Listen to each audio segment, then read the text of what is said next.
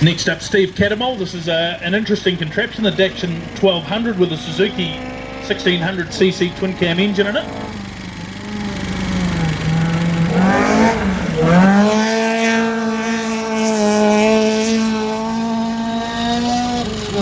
Another one to really throw the dust. These rear-wheel drive cars pretty keen to just shower us.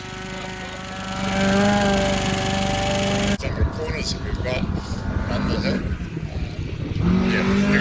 So we see Brendan Mitchell, and he was very spectacular first time round and much the same second time round.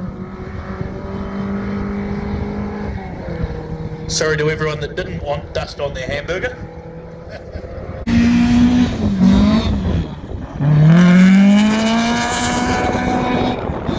Just took it a little tight there and threw me out a bit wide, but generally not too bad.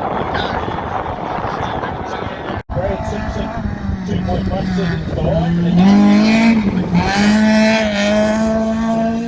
Steve Catamol with certainly peddling that hard up the hill.